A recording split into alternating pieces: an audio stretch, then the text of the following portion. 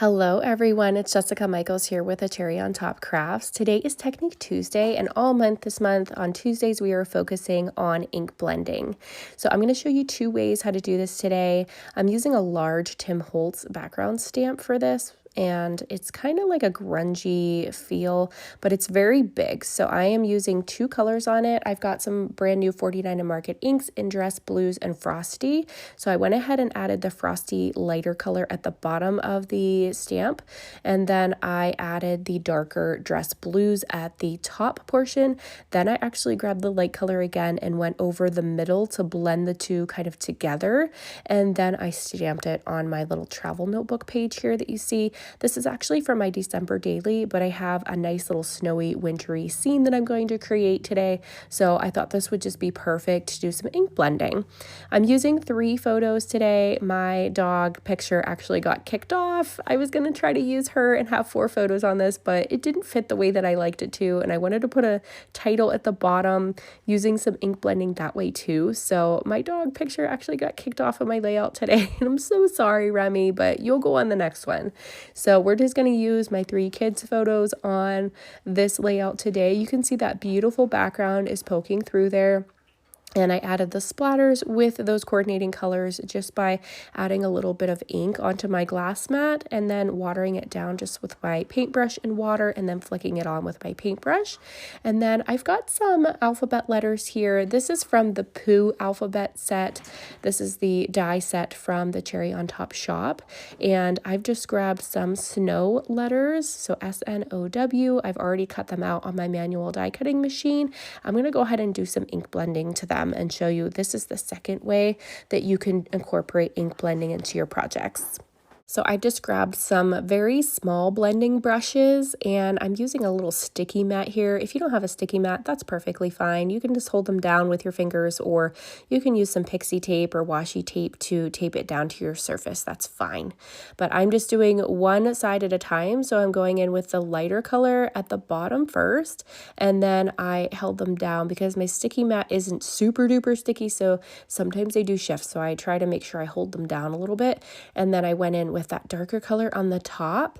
And then again, kind of same thing here. I go back into that middle and just blend those two colors together using the lighter of the two colors. So you want to do your lighter color first and then your darker one, and then just kind of blend the middle. So it's very easy, pretty quick to do, but it does create a really nice ombre effect, and you can get some pretty results with this. So I actually cut my letters out twice. So I cut them in white to do my ink blending, and then I cut them in black so that I would have a little bit of an outline. And I really absolutely love scallops alongside my photos or photo strips. So of course I was excited whenever I saw the sticker book had some little border pieces and I could add this fun little scallop to the side. So I'm going to go ahead and tape that down or glue that down as best as I can, and then use my tape runner on the rest to get this actually stuck down to my layout, because I wanted my photo strip to be down so I could go ahead and put my letters onto my little page here for my title. It's actually going to say snow day, but you'll see where I get the day here in a second. I just did snow in these letters and did that ink blending on there. I'm going to actually add some white gel pen effects to this as well. That's something I love doing too, because it just adds a little bit of dimension to your letters. It kind of makes them look a little bit more defined. So I just really love the way that it turns out whenever you add this.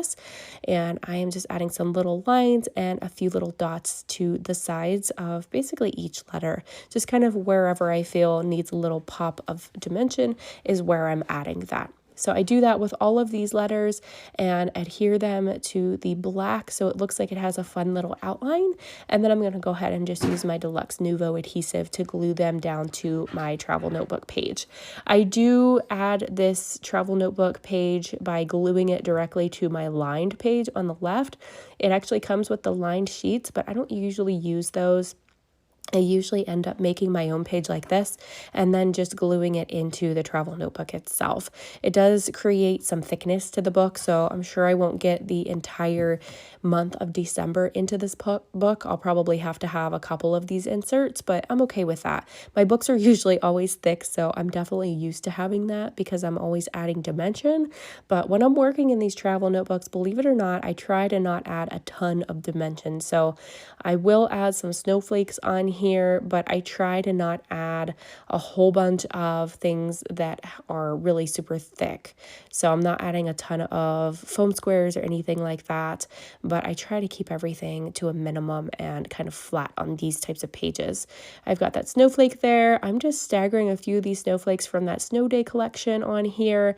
You can still grab that in the Cherry on Top shop as well. And I will make sure to link everything in my gallery post over on the Cherry on Top website. If you just go to my gallery, you can see all the products that I've used and I will list them all there. But I absolutely love these little word phrases in these Echo Park sticker books. They are just perfect for staggering on layouts like this. So I'm going to pop a couple of these over here on the left side of my photos. And then I'm going to grab a few more snowflakes out of here and just kind of scatter them throughout my layouts and around my photo strip, and see what else I can add here. I loved this little chili banner. Wasn't quite sure where I wanted to put it until I settled on this spot over here just for sake of balance. And then I added a few more little snowflakes and mittens. I just loved those mittens. I thought they were just super adorable.